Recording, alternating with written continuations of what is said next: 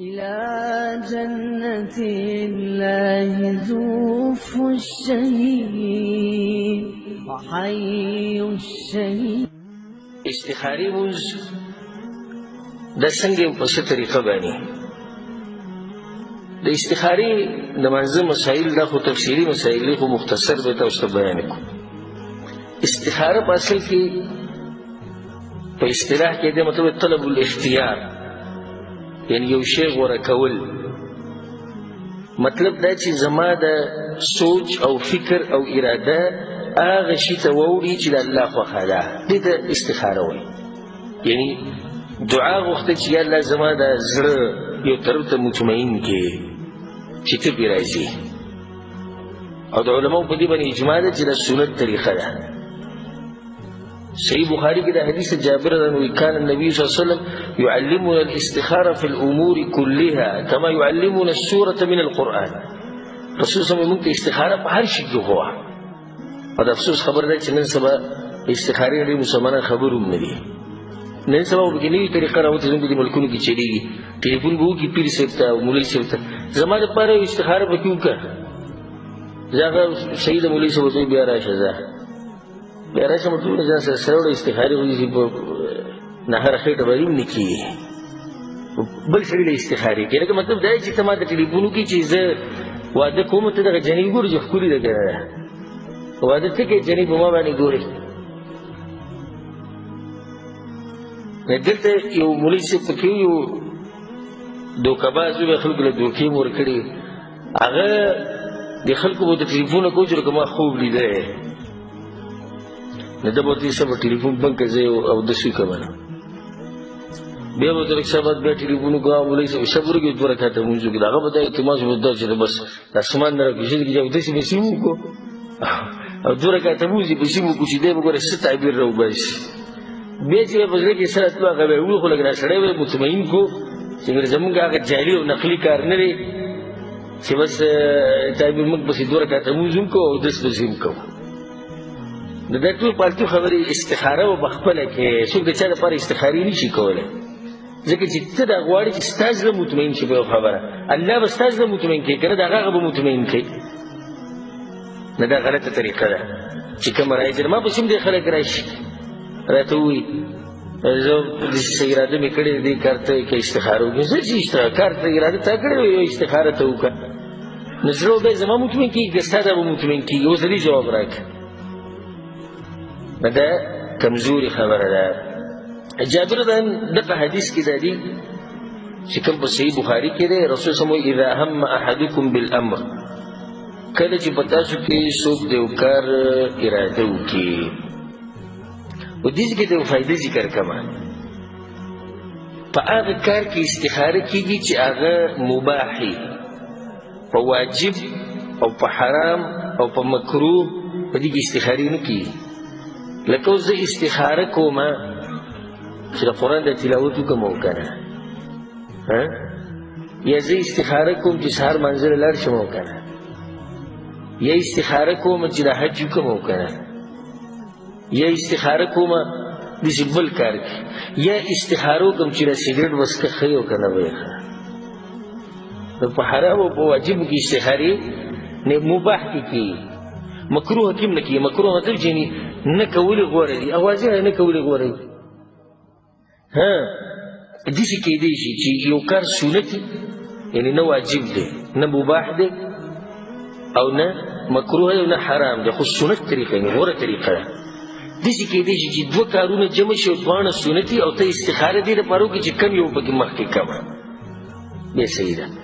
او په واجب کې کله ناکله استخاره کېدی شي. مثال لکه یو سړی حج له ځي او خبر شو چې په لاره باندې ډاکوان راوتي دي او دنیا حاجیانو نه مالونه واغسو سی پکې مړم کړو، استخاره وکړه چې آیا دې کال له وکړم که نه را روان کال له وکړمه. دا هم کولی شي. او دا مې تاسو ته د فایدې لپاره دا خبره ذکر کړه. زما مطلب دا نه چې ډېرو سوالونو جواب ورکړم او په دې مو خوشحالېږو. مطلب دا چې تاسو پوه شئ، بس دغه مقصد ده. والله به دې خبره باندې ګواه یم. نو ځکه زه کوشش کوم چې په خبره کې خبره راوباسو چې دا مسلمانان رونه او خویندې ټول ښه پوه شي. الله سبحانه وتعالی موږ په قرآن او حدیث باندې پوه کړي.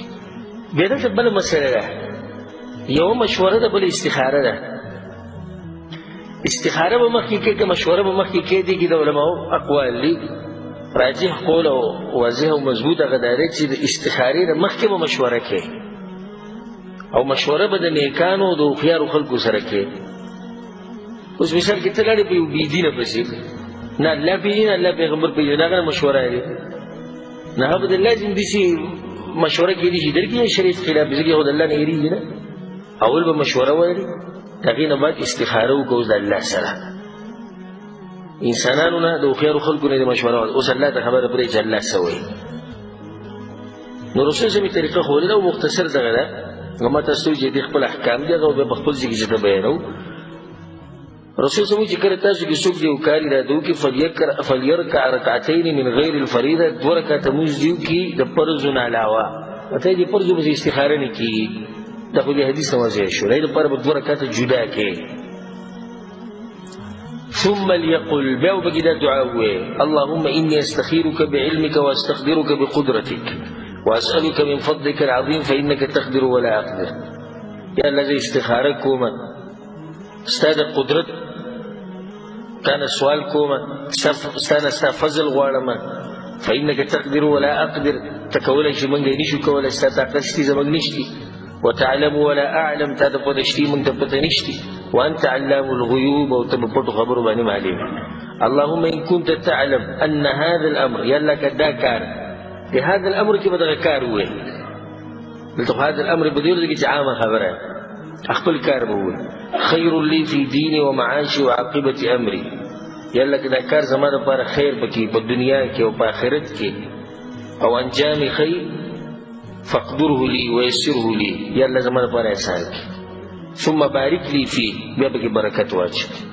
اللهم وإن كنت تعلم أن هذا الأمر شر لي في ديني ومعاشي وعاقبة أمري، یا الله که دا کار هغه نوم به واخلي دا کار زما دپاره شر په دنیا کې او په آخرت کې او انجام خانه فاصرفه عني واصرفني عنه، یا الله زما نه واړه او ما ته واړه. واقدر لي الخير حيث كان ثم ارضني به، او یا الله په کوم ځای کې چې خیر یې هغه مې په قسمت که او ما بیا راضي که. دا به دوه رکعته چې وکړو سلام دې وګرځو، د هغې نه به دعا غواړي.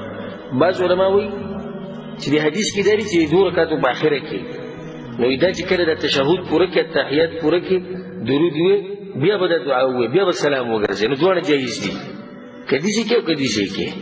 خو کومه چې مشهوره طریقه ده هغه دا ده چې سلام به وګرځي او بیا به دا دعا وغواړي. دا یاده کړي د دعا ځان سره. او که چاته یاد نه وي نو د کتاب نه هم کولی شي. کتاب چې ځان سره لاس کې ونیسي دا دعا چې ووایي نو هم دا جایز دي.